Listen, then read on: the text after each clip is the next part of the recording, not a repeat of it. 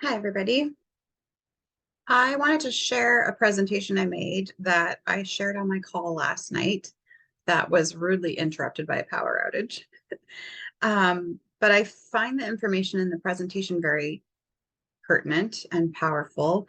And I debated recording it today just because we're like halfway through some of the events that I'm going to talk about in the presentation, but that doesn't matter. Like even if you watch this 6 months down the road or whatever, there's still valuable information here. So I just wanted to pop on and record this presentation quickly and share it with you. So I hope you enjoy it. I'm just going to take a second to share my screen so that I can show you the presentation.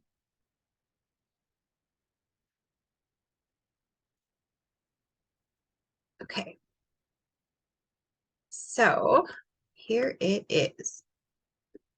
And so the basis of the presentation, the title being What is the Sky Saying? Because there's a lot of stuff going on with energy in our skies right now.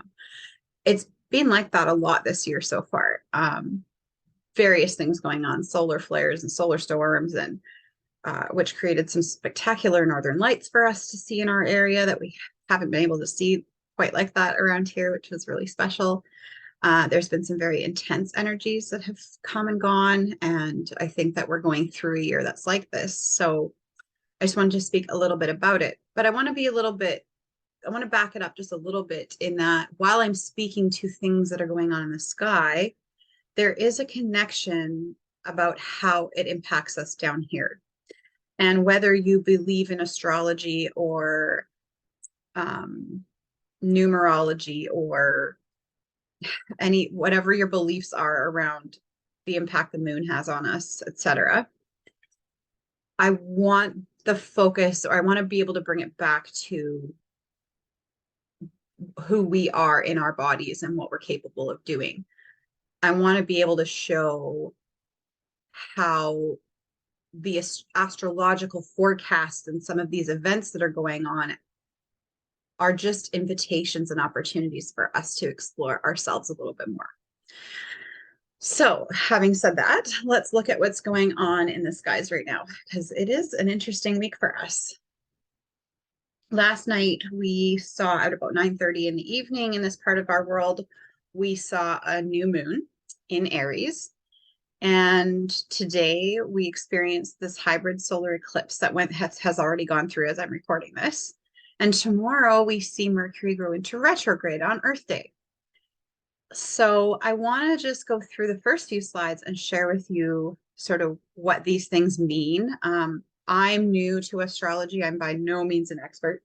In fact, the information that I gleaned for this presentation came from my friend, and she's a business partner, really. We do sound and Reiki events together in our local community here. But she is the astrology genius, as I would say. She's the expert. So a lot of this stuff I simply just pulled from her post that she did the other day. She shares with each moon cycle. So at the new moon and the full moon, she'll share about what's going on with the moon, because every new moon and full moon is different. The energies acting with the moon are changing monthly as we move through the different signs and astrological signs. So I'll do my best to explain it. And if should you have any questions, please feel free. You can reach out and comment on here, and I can put you in touch with her if I'm not able to answer it. Or you can also look her up on social media. She is Jamie Shoveldave, and you'll see the spelling of her name at the end where I credit her, as well as on Instagram, you would find her under jamies.rhythm. So let's begin. The new moon in Aries, it's this weird combination of the moon and the solar eclipse energy. So Aries does its thing with the moon every year, and it creates, with this eclipse energy, it creates almost a feeling of the full moon, was what I kind of had that click last night when I was explaining this. With the new moon and the full moon, we can set our intentions to go with those energies. The new moon is often about setting intentions and moving towards something new or calling in new experiences. You might even be setting an intention about releasing something, but the idea is that you are setting an intention to move forward with. The full moon tends to have energy that helps us release things that are no longer serving us. And so this is a good opportunity for me to just sidebar, because this is what I'm talking about. It's not that we have to go by the moon, or that I'm like personally like praising the moon as some sort of sky god. But the moon has power, and there are energies that come and go with the moon. And we know this on our planet because of how the moon affects our tides in our planet. It's not woohoo. But I love that twice in a month we have an opportunity to be tuned into the fact that, oh, I should be setting an intention towards something, or I could be releasing something. I keep seeing this messaging around. We're all being called right now to release things that are no longer serving us. And while this has been a part of my journey the last couple of years, I'm seeing it a lot this year. Um, I think collectively we're going through a process of deciding right now. And I believe that started a couple of years ago. Maybe it did for some people, and other people are just coming to it now. But we're being asked to look at the things that we believe, the values that we have, the patterns that we hold, the healing that we need to do, and begin releasing some of that out of our bodies, out of our lives. I believe that that's karmically tied to our purpose here. And so the moon really just gives us these beautiful opportunities to be able to shift and let go and release and set intentions so that we can call in new experiences to our lives. So no matter where you sit on the woohoo scale, it's really not about that, because my training as a coach comes from neuroscience, and it's really about what our brains are doing and how our brains are creating our behaviors, and how that all affects how we're experiencing life. And there's a lot of people right now waking up going, I don't like how I'm experiencing life. I don't like the rat race that I've joined. I don't like how I'm being told to do this, that, or the other thing. And people are desiring change, and they're desiring a shift. And with that shift comes healing, comes releasing, and then we can allow new experiences to come in. Um, I spoke about the universal law of entropy yesterday, and how everything on our planet, in our world, happens in cycles. Everything, from the very basic point being our lifespan. And so as you look around your world, you might start to see exactly how many cycles exist, from the life of a phone to the moon cycles to a woman's menstruation cycle. Everything happens in cycles, and it happens for a reason. When a cycle ends, it's about releasing what is no longer serving. We are done with that cycle, and that just simply means we get to usher in something new. I'm not saying that certain endings of certain cycles don't hurt. And by all means, let them hurt, because there's a reason they hurt. And we are meant to be in pain some of the time. But for me, I've been able to shift into a different way of seeing things so that it hurts a little less, or for a little less time than it maybe used to. And my hope is just that in shifting perspectives, people can cope a little bit better and have a greater understanding of sort of the big, I always call it the big, big picture. It's not just about the big picture, but zoom way back to a universal perspective. And let's talk about some of those ideas. So I'm going to talk a little bit about these events that are going on, and then I'll come back kind of to some of these things that I was talking about. So with the new moon in Aries, it's super rare that we have this hybrid solar eclipse going on at the same time. Aries is a fire sign, so it always comes in with some very charged energy. And this is actually the second new moon in the last month, not calendar month, but like 30 days, where we've had a new moon in Aries. So the first new moon that happened in Aries was at 0 degrees at the very beginning of its cycle, and it ushered in the first day of spring the next day. Now we're experiencing this black moon, or this new moon, at 29 degrees of Aries, and that's known as a critical degree, where the energy for it is most potent. Excuse me. I was going to say something there. Okay, this shows up as a maturity of the sign, and shows us how we've grown in the realm of self and self-discovery. That was yesterday. Oh, that's what I was going to say. Moon energy goes over a span of days. It's not like, if you meant to set an intention yesterday, you missed the boat because the moon was yesterday and here we are today. That's not really how it works. As we build up to a new moon or a full moon, that energy starts amplifying. And uh, that's why people have moon rituals where they'll do it. Well, they'll practice certain things on the moon, the day of the moon, because the energy is strongest on that day. But we can harness that energy kind of anytime throughout the week as it spans the few days and before a moon. So we're good today.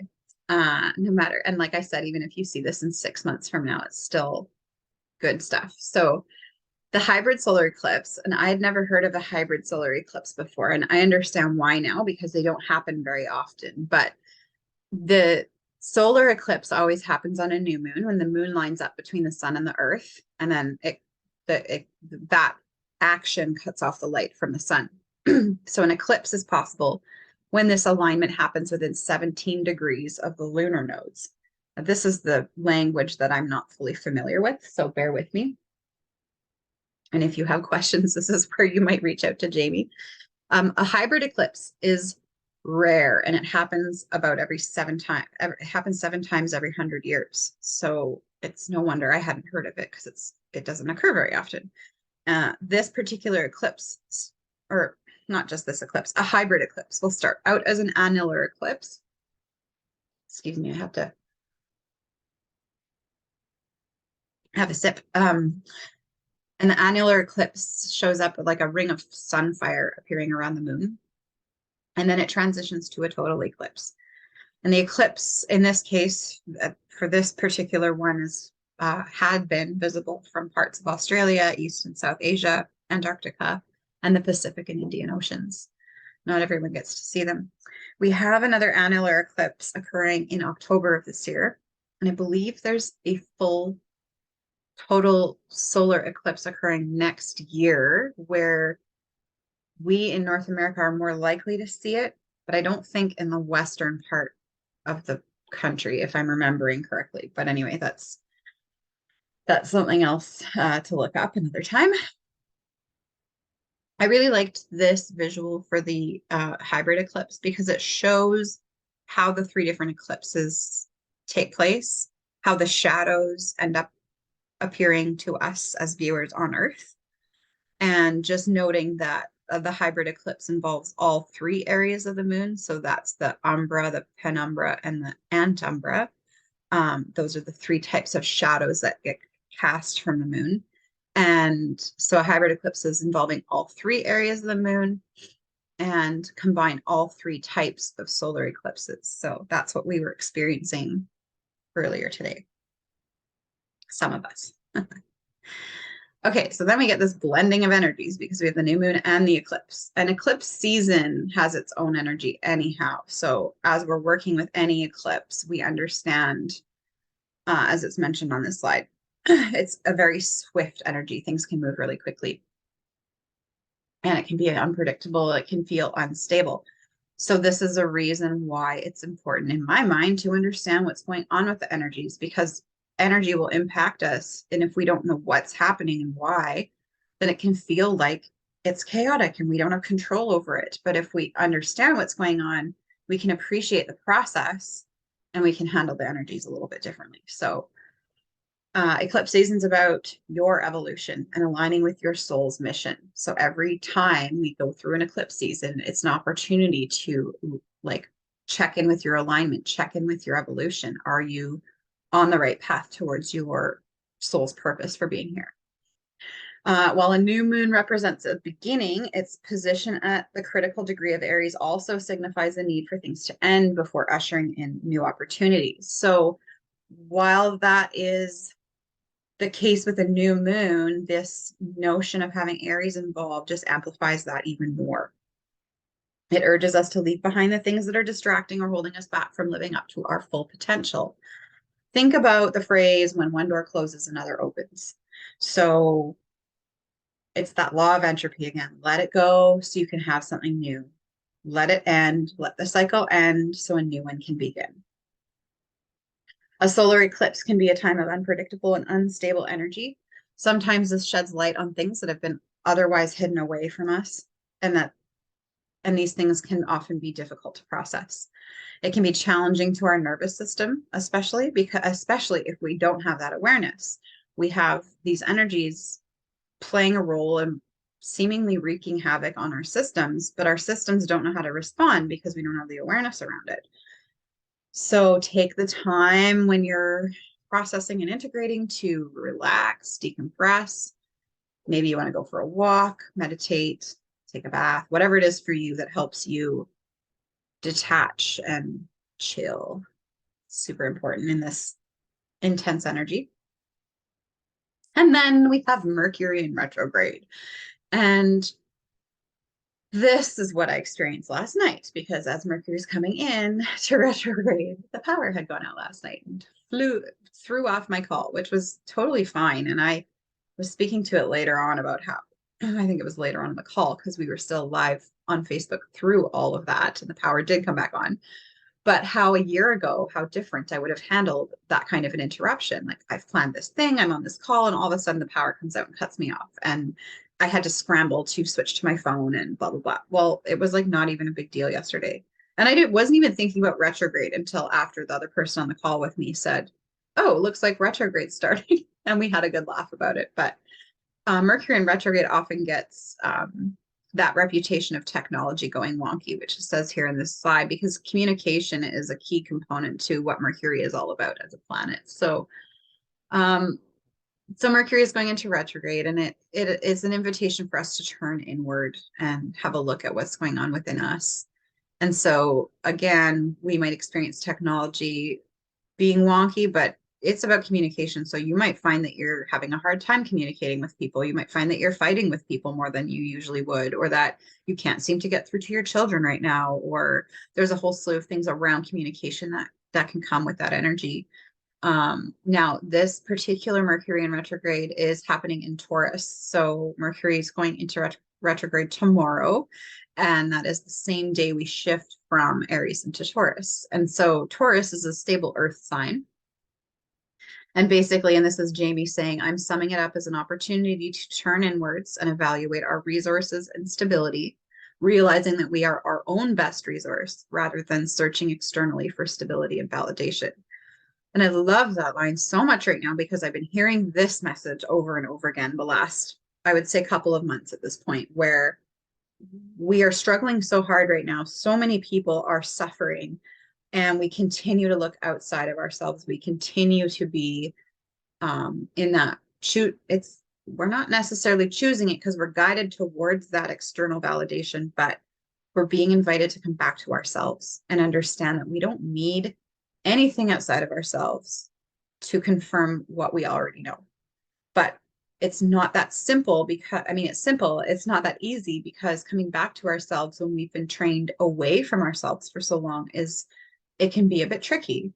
If you have been disconnected with your, we call it the higher self, or your essence, who you are on a soul level. It's not about, what you look like or what clothes you wear or what car you drive. It's nothing related to that. It's all about who you, like when you leave this world, it's the part of you that's moving on, right? So excuse me. Yes, we're just this massive invitation collectively to let go of old patterns and come back to ourselves and learn to activate the wisdom that's inside of us. That always has been. Everything we need to know, it's all there in us. We just have to reconnect with ourselves. We have to plug back into ourselves. And so Taurus is a sign of personal values. And Mercury in retrograde in Taurus might be asking us to question our personal values and if we're placing our energy where it's of greatest use. And I also love that statement because we often don't think consciously about our personal values. We might be able to articulate some of them to people in a conversation when it comes up, but it's a different story to look at your list of personal values and really sort of do a bit of an inventory on them. Our values are very deeply connected to our beliefs, and this is part of the Thrive system that we teach through Thrive Mind Transformations. I'm doing this presentation through Unity Elementals today because it's so connected to the energy stuff that's going on. But I bring it back to Thrive Mind all the time because our personal values are all about what's important to us. And that those technically come from a very deep level. Sometimes we end up adopting personal values that don't necessarily line up with who we are, or we take them on because it's convenient or because our parents did, or. And our personal values tend to be supported by our beliefs and vice versa. And so beliefs are a good example too. When we are children, we tend to pick up beliefs from the adults around us. They're not our own because we're not in a position to think independently in that way. So we come into our early like teen years with a good set of beliefs, but they're often beliefs that we haven't thought about having. They're just there. And then we move into our old later years as we continue learning and growing and maturing. And we end up with these beliefs that, who knows, maybe in our 30s and 40s, we stop and go, is that even a belief that I hold? And so one of like the first two modules I teach when I teach the Thrive system are about, the first one is all about realigning our personal values. Are these things that I believe in? And what are my top five? Like, what are my top list of values? And then we go through a process of checking in with our purpose, and are our personal values aligned with our purpose? Because a lot of our unhappiness and dysregulation comes from a malalignment with between our values and our purpose. So if we can get really clear about what we value, it might mean shifting careers. It might mean just shifting our perspective and attitudes about our current careers. But when there's misalignment there and that's not going, it's not flowing well, all kinds of other things end up coming up and the road ends up feeling really bumpy. So doing a bit of a belief inventory is really powerful. We go into that in the second module. And just kind of looking at certain beliefs and questioning where they came from and if they fit with who we are today. Is that something I've been carrying around for decades because I picked it up from a parent? And then it's a bit of a process. It's not something you do and it's complete within that module because, like I'm saying, some of these beliefs go back decades and they're deeply rooted in our systems. It means they're very automatic and our subconscious is the one typically dealing with them. So doing a bit of a belief inventory when we teach the topic, and even me saying it to you now might plant a seed or spark enough to get you moving through this, but you'll find yourself starting to notice your beliefs where you may not have before and starting to question them. And so you start going through this belief inventory, I call it, and deciding if you're going to revise your beliefs. And then going, like, just be patient with that, allow that process to work itself out, and you'll find that things start shifting. Your perspective shifts, your attitudes shift, you become a little bit more optimistic. Things just feel like they're aligned and flowing better because now you have coherence in your system around what you believe and how you're showing up and expressing in the world. This is really powerful stuff. We offer that system as a whole, as a Thrive system, and that's really my favorite way of going about it. If you're really into learning and you want to take it all in, it is so powerful. If you find you don't really have a lot of time and bite-sized learning is the best for you right now, we also offer them in containers, the 6 different modules. So I would direct you to our website for more information, and we are Thrive Mind Transformations, all one word, .com. Okay, sidebar, just doing a little bit of sales there. I'm not though, because seriously, this is what I'm talking about in the beginning of this video. We can talk about the moon, we can talk about Mercury in retrograde. It all comes back to us and who we are and how we're functioning in this world. And some of us are just kind of on autopilot right now, and that may be working in a way, but is it really working? Only you can decide that. But okay, I've learned to have a bit of a different take on Mercury in retrograde. I used to think of it as like, it's coming. And now I'm like, ooh, opportunity. What is in this time period for me to learn and process and experience? So it's all up to us and how we want to learn. I almost went into a tangent about mindset because then that comes down to mindset as well. That can be for another video. So let's talk about how to harness some of these energies. This I just pulled from It was a meme that came up on my news feed, and it talked about different things that might be happening or that you might be experiencing with this powerful new moon and solar eclipse. Um, and this has words like dramatic endings and new beginnings. It's a major cosmic and 3D shift. There is this opportunity here with this swift, potent energy. So you might be experiencing some of these things on this slide. There are things releasing. You might see that old karmic patterns and karmic cycles and karmic connections are ending. You might notice outdated partners ending, be it you or people around you. You might be experiencing ego death right now. Lots of people are going through a transition of releasing those patterns, of leveling up their frequency. And that necessarily comes with asking politely for your ego to take a back seat. You might be experiencing the death of old ways of seeing things. That is the releasing of patterns I was talking about. And I appreciate the way that that's worded, because it does feel like death. And there is an element of grief related to an ego death or a rebirth of your essence. Like when you come back to yourself and you start raising your frequency, you start experiencing life differently in a good way. But sometimes it doesn't feel good because it's a big shift and it's a bit of a grieving period. And even when you think you're embracing your new you and you've let go of the old you still will end up triggered, and you will still be reminded that there was your old you and that there are still patterns there that you need to work through. It's all good stuff, even if it feels yucky.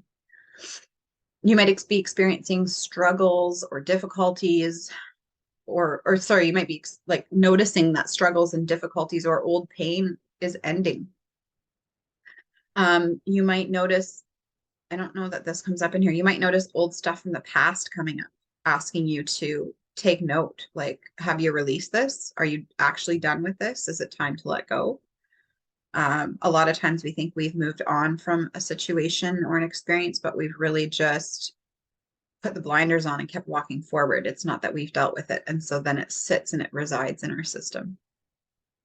And then there's all these new things. You might be experiencing new beginnings emerging, a new you, new journeys, new deep romantic relationships. You might meet the one, or find yourself planning a divine marriage. You might find you meet sort of like soulmates, and it doesn't mean the divine romantic person. It could be just people you are meant to be connected with energetically, karmically in this lifetime. And so this is the time where you might meet those people and see those souls coming together. Again, it could be you, could be people you're seeing it happen to around you. You might be experiencing or noticing telepathic connections between lovers, where there maybe that hadn't been there before, but because of this charged energy, there's a shift in frequency that allows for that to take place all of a sudden.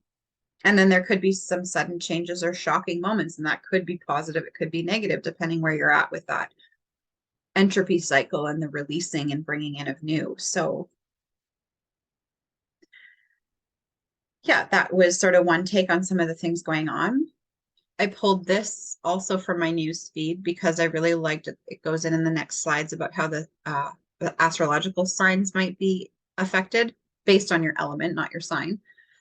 But so this talks about, again, this is the combination of that new moon energy with the solar eclipse energy. And it's talking about this powerful time for new beginnings and setting intentions for the next chapter of your life. Tapping into fertile and creative energy of the eclipse to manifest your desires and become a leader of your own life, instead of being pushed around by those who choose to bully you, gaslight you, or take from you. Take time to reflect on what you want to bring into your life and set your intentions to make it happen. Remember, anything is possible during this time. Keep your vibration lifted and let your authentic self shine. And that's really important, that piece about keeping your vibration up, because when these intense things are happening and things are falling away, the necessary releasing of things or situations or people, whatever it may be, that can feel heavy and maybe lonely or heartachy. And if there's multiple things going on at once because this energy is intense and a lot is happening, it just is so beneficial to remind yourself that it's happening for good reason, that these are things necessarily coming to an end, and that this period of what feels like pain or strife or struggle is going to pass. and it's going to pass quickly. And so do the things that you can to keep your frequency high. Those are doing things you love. It's taking time for yourself. It's being around the people you love. Um, Hobbies, being out in nature, eking out time to relax and treat yourself. I appreciate that that feels like extra stuff for some people because you're so busy and so stressed out. And I appreciate that's a lot of people's experience right now. But at the end of the day, if you're not well and you're not moving forward, then what is even the point? So, okay, let's talk about some of the signs and how they're experiencing it. So, the fire signs are likely to be feeling a strong burst of energy during this time, could lead to new beginnings, opportunities, and a renewed sense of passion for life. Fire signs may find themselves drawn to take risks and pursue their dreams. Let go of the self critic and allow yourself to dream of love, happiness, and success. Believe that you deserve it all. Water signs may experience emotional upheavals and spiritual awakenings during the eclipse. This could be a time of deep reflection and inner growth with a heightened sense of intuition and a desire to connect with one's spiritual self. You are enough and you deserve to live your dreams. We all really do. Earth signs may feel a renewed sense of stability during the eclipse. This could manifest as a desire to focus on practical matters such as finances, health, and career. They almost may also find themselves drawn to nature and outdoor activities, just so timely with this lovely weather. And remember that you don't need to be afraid of being strong. Tap into the strength you know you have and speak your mind. And air signs may you may encounter intellectual breakthroughs and creative inspiration during the eclipse. And this could be a time of heightened communication and networking, a desire to connect with like-minded individuals. And please know it's okay to change your mind. Dreams can change, desires can change, and you can still have it all. I think the last sentence for all four of those is important for everybody. Believe that you deserve it all. You're enough and you deserve to live your dreams. Be strong, tap into your strength. Know you have the strength you know you have and speak your mind. And it's okay to change your mind. Dreams can change, desires can change, and you can have everything you want. And I know it sounds so like fantastical, like, oh no, that's not how it really is. But actually, that is how it really is. I'm telling you, it's all occurring based on your perspective and what you believe. And then this is Jamie's take on how you can harness these energies. So I love this. She says you can think of this time as an energetic unplugging and plugging back in, a reset of our energy. It made me think of my Wi-Fi I was using an example of my Apple TV last night because I have an older one. And sometimes you just need to unplug it and let it sort itself out, whatever it's doing out in the ether, and then you plug it back in and it seems to know what to do and everything works good again. So that's sort of what's going on with our energy right now with this opportunity. This energy helps us if we veered off course. This is the time where we get picked up, straightened out, and put back on track again. Energy moves quickly during an eclipse, and you can expect changes to happen in the blink of an eye. Drop into the flow and trust that this evolution is for your highest good. So even in the midst of that chaos, remember that it's for a reason, that this too shall pass, and that we're moving on to better things. This week will highlight your courage and confidence and help you overcome your fears. Stand tall and proud. Lead authentically from your heart. Share your love and light with the world. Very beautiful pieces of wisdom there threaded through that. Now, amidst all of the learning I was doing around these events that are taking place, I came across this meme in my newsfeed. And it says, make yesterday the last day you spent giving a fuck about people that don't show you they give a fuck back. And that was really, it kind of reminded me of this slide where it says, and, tap into the fertile and creative energy of the eclipse to manifest your desires and become a leader of your own life instead of being pushed around by those who choose to bully you, gaslight you, or take from you. It's kind of reminiscent messaging to me because there needs to be in an authentic relationship with anyone, there needs to be a level of reciprocity. It can't be all give, give, give on your part and take, take, take on their part. And if the give on their part feels conditional, that's no different than no giving. The other part of me reads this meme and I'm like, we can't just all take that perspective of like, well, you don't show me respect, so fuck you. Like that, that's not helpful either. I think it's really important to stay in a space of a loving vibration. So it's not about being rude and hastily cutting people off and out of your life. That's not what I meant to try to put across here. It's more about look at the relationships and friendships that are before you in your life right now. Everything that we experience and every interaction with the people around us is always an opportunity for us to learn about ourselves.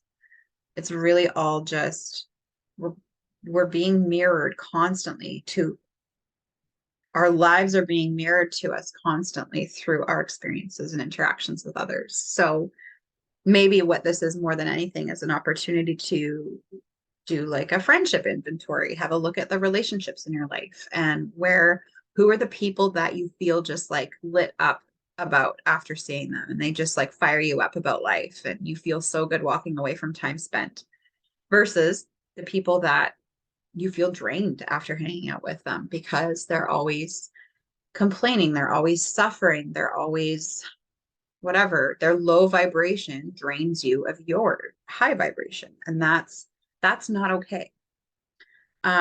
It's telling because those people have work to do. They have some healing to do. They're obviously in pain, and they haven't figured out that reciprocity piece of friendships and relationships. And so that's okay. That's their journey, but it's up to you to decide if you want that in your space or not. And it could be the case that in one situation you think of one friend who takes from you all the time and you don't want that in your life anymore. And then you might think of another person and you're okay with, you know, allowing that in your space for the time being. That's okay. Again, your life, your journey. It's up to you. But I just thought this little message was a good um, indicator or invitation to have a look at, who is giving a fuck about you. I'm a person who cares a lot about the people in my life. And so I came to a point in my 30s where I think it was in my very early 30s, actually, maybe even my late 20s, where I noticed a lot of drama in the friendships and relationships in my life. And I got tired of it. Once I noticed it, I got sick of it real quick. And so I started just trying to do things to mitigate that. For, for certain friendships and relationships, it was easy to just stop them and just like take a step back, another step back, see them less often, and they'll fade because they stop getting from you what they're used to getting from you, right? And then also just being aware of new energies as they come into my life. And if they feel good to me, and if they don't, then I don't pursue them. And so it's given me a lot of peace back. And I think that that's totally doable for a lot of people in their lives. And then also with personal energy work, as you raise your vibration, so your vibration will naturally raise as you heal. And the more you learn and the more you shift and the more you heal and release, you bring in new experiences that consist at a higher frequency and your personal individual frequency increases. As that happens, you now no longer match with the people who you used to match with in a frequency way. So you might have like a best friend from childhood who you've always maintained a friendship with over the adult years, that all of a sudden you don't enjoy spending time with them, or you just start noticing certain aspects of the friendship that you don't appreciate or want in your life. Your values are changing, your frequency is changing. And if theirs is not, it won't be a match forever. And so sometimes we have to make difficult decisions about some of the relationships in our lives. And other times we don't. Other times they will just simply fall away energetically. Entropy happens, that cycle is over, and it falls away. So again, and just understanding some of these pieces is so important because it helps us function through struggle. I love this. ego death came up in one of the previous slides, and um, I saw this graphic the other day, and I was like, yes, this makes so much sense. And I've heard this before, but sometimes when, especially when we're starting out on our journey, like if you are, just waking up, and by waking up, I just mean you're tuning into the universe a little bit more, tuning into yourself a little bit more. To me, that's waking up. And if you're in this process of being awakened right now, you will inevitably go through a period of trying to discern where your ego is playing into your experience. Now, I want to preface this because ego gets a bad rap and we end up shit talking it all the time. And it's not like it is, it can definitely control you in ways that you don't want to be controlled. That it's almost like it initiates automatic behaviors because it does. Um, but it's in the name of trying to keep us safe and alive. I always compare the ego to the reptilian brain. They have similar functions within our physical body, and that is to keep us safe and alive.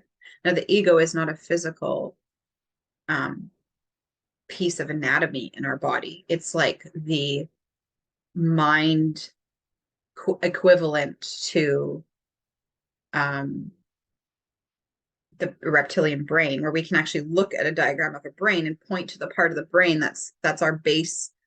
It's our the base of our brain. It's the oldest part of the brain that has developed. It's like where we started with when we were cavemen, when threats were rampant, where we step out of our cave and we could be killed at any second. We don't live in that world anymore. So our reptilian brain still exists, and it needs to exist because we could be out for buying one day and see a cougar across our path when we're out, whatever, exploring. And we need to know how to react. We need to be able to mitigate that threat. There are still threats in our world, but our reptilian brain tends to react to like conversations and situations with people. And that's where it comes into play more often than not. And so this automatic response takes place because it's all about keeping us safe and alive, and we react. What is so important to know is that we actually have control over these reactions. We can choose to respond instead. And it's the same with the ego. So here's the ego loop. Your ego wants you to stay in this loop, repeating the same cycle over and over again. Why? Because that's what's worked. The ego knows the patterns that have kept you safe and comfortable and alive. It's kept you feeling like you belong. It's kept you feeling like you're competent. And it does serve a purpose. It's what the ego's for. So we can flip the relationship a little bit with the ego. And it's not about just being like, fuck you, ego. I control this. It's not like that. It's like lovingly accepting the ego for its function, its purpose, and then asking it to please take a back seat because your conscious brain knows better. And we're in a different level of evolution. We don't need things like the reptilian brain and the ego to run the show anymore. We have evolved past that, and we have the ability to consciously respond to situations that can create a better outcome for us than just a quick reaction. And I love this description of the spiral. Your intuition calls you to make gradual changes in your life that lead towards ongoing evolution, development, and transcendence. Pure consciousness can see past the repeating cycles of the mind and urges you to move beyond what you think you know. So here's this word intuition again. Intuition, higher self, essence. Are you connected to them? We all are. We're never literally cut off from our essence, or we wouldn't be alive. Our essence is necessary to allow us to animate our physical bodies. But here we're talking about these repeating cycles again, and the mind is automatic. That we do a module called the subconscious, and it's actually very interesting. In fact, there's a lot of overlap between the subconscious and the two neuroplasticity modules that we do. But we realize very quickly that, again, the conscious mind and the subconscious mind are set up to help us survive, help us be productive, help us, well, like achieve our goals is how we could think of it. But what we actually learn in the program is that there are better ways of learning how to achieve our goals. And these repeating cycles often are just getting in our way, not all the time, but often they're just getting in our way of being able to move forward and take like quantum steps forward, not just baby steps forward. So awareness, again, so huge. The other piece I wanted to say about this slide is that I've heard it said that the difference between the ego and your intuition is that your intuition whispers. The universe whispers to you. It's gentle, it's loving. It wants everything that's good for you. It wants the best things for you. Your ego is a little bit more desperate, and your ego will yell at you. It feels hasty. It feels. Now, I don't want to mix this up with when your gut feeling comes into play and yells at you because there's danger. That's different. There are times in our world where the ego and the reptilian brain need to take over and keep you safe. So sometimes your intuition nags at you very loudly for a reason. And it's working in those moments with your ego and your baser instincts to help you survive. But if we go a little deeper with intuition and we connect the notion of intuition with your essence, your soul spirit, your higher self, that's where this ongoing evolution and development comes from. That's where transcendence comes from. Pure consciousness, your higher consciousness, knows better than these repeating cycles, knows that they're functional and helpful, but that that's not the end of the story. We are not just here to survive. There was a time when that was true, but we're now here to transcend or ascend or heal or grow or whatever language you want to put to it. We're here to learn. We're not here to duck pterodactyls and run away from wildlife because it's a threat to us. You know, again, I appreciate some people are, but okay. Ultimately, you get what you focus on. So focus on what you want. It seems so simple. It is simple. I always say that this work that we do, it's simple, but it's not necessarily easy. And this is a really good example of our beliefs because what we're encouraged to focus on doesn't necessarily line up with what we want. In fact, a lot of times we're told to focus on goals related to outcomes that we haven't even checked in with ourselves that we want, or we're focusing on very 3D related things. Now, yes, we need to pay attention to our budgets and pay our bills on time. And we have to do these very 3D things a lot, all the time. But there's a balance to be had between the two because it's not okay that your focus is 24/7 on the bills and the budget and the food in the cupboard and the what's happening in the world and oh my goodness, what's going on? Because that focus is tanking your vibration. It's tanking your frequency. It's lowering it to where you maybe once were, or maybe it's never been lowered below that before. And now you're just finding that it's pulling you down, down, down. There's a lot of stuff going on right now. It's overwhelming for people. People are not coping okay. But there's knowledge to be had around so much of this. Focus on what you want. The more you focus on what you don't want, you're actually asking for it. The universe doesn't hear the details of your thoughts necessarily. It is hearing the main message. So if you're stressing out about no money being in the bank, then there might not be money in your bank. Or You can flip that and you can focus on the thought of $1 million in your bank. And I know there's people scoffing right now. I know there's people that are like, yeah, right, whatever, that doesn't work. It's fine. That's okay. That's where you're at. And it's not an easy concept to grasp. It's one I'm still working on because I don't have $1 million in my bank right now. Or do I? I can flip that and say, I have $1 million in my bank right now. Energy is everything, and everything is energy.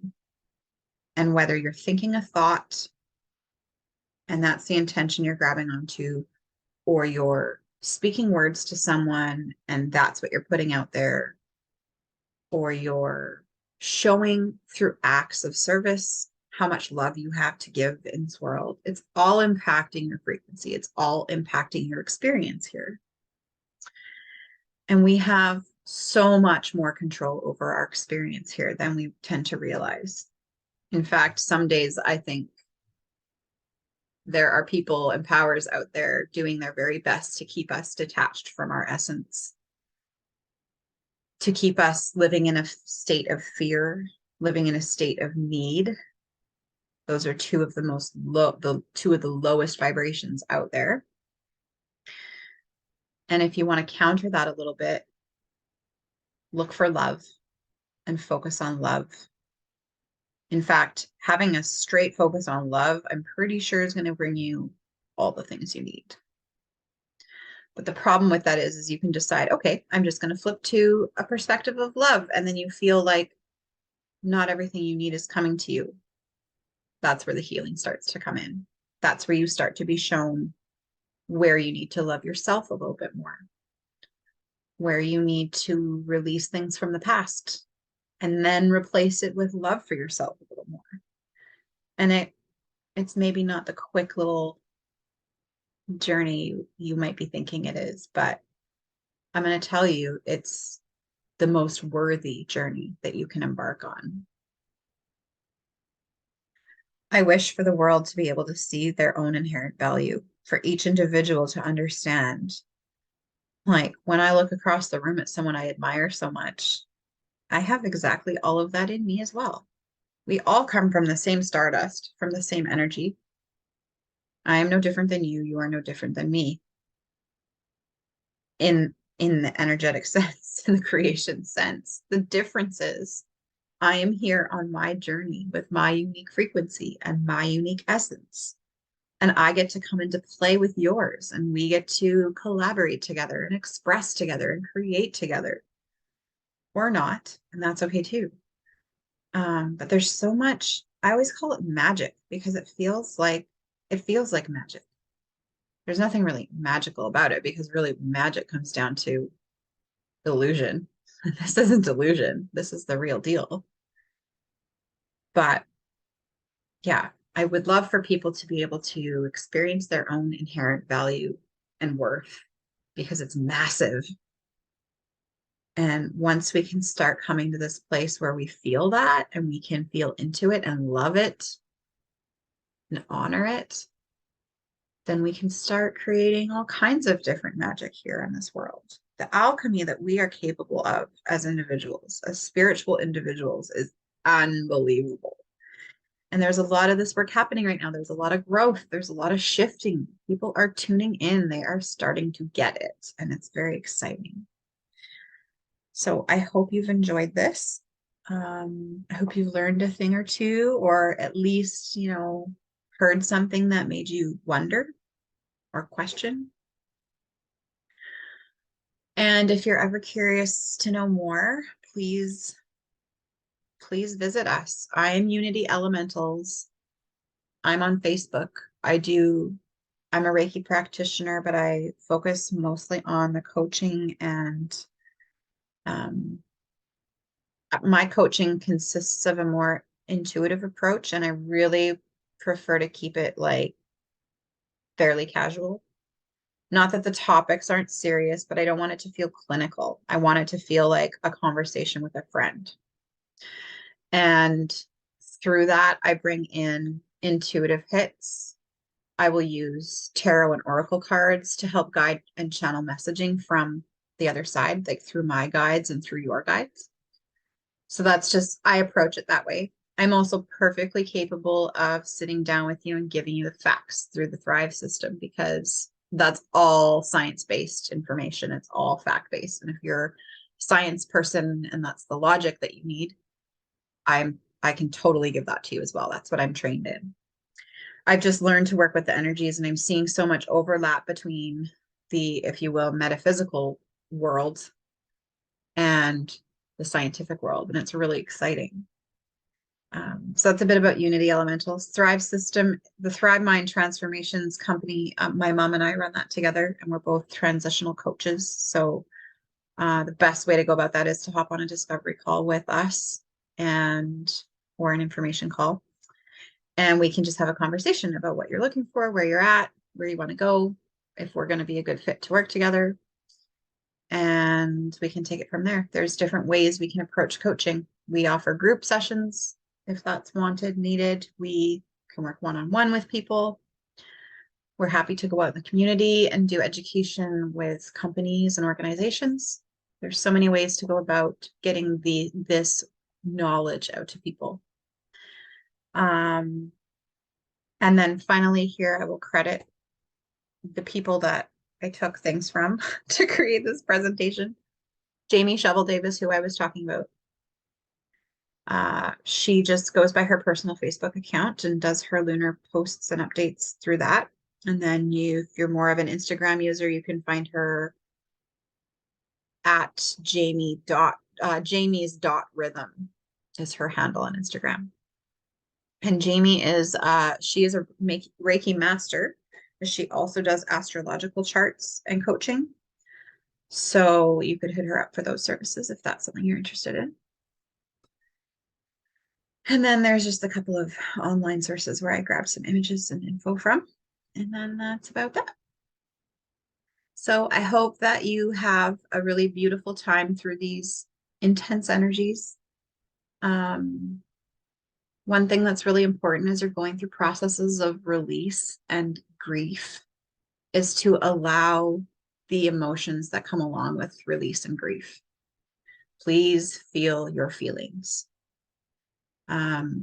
One thing that happened to me in my 20s, I think, is when I learned how to do it into my 30s was to just to not feel. Stuff would happen to me. It doesn't mean I never cried or got upset about things, but I learned how to minimize that as much as possible so that it didn't have to hurt. The hurt didn't have to feel like hurt. But what I learned into my late 30s is that I wasn't dealing with it and it's still in my body, some of this stuff, because I didn't feel it. When we express emotion and we allow it, we process the experience and we heal in the moment. And we don't have to come back to it later and heal it. So breathe through these times, appreciate what the mind is doing, focus on what you want, release what's no longer serving, send it back to the universe with love, and usher in a new experience because it's totally within your control. Most of it, not all of it, but way more so than you may realize. So I wish you all the best and so much love and light, and we'll see you around.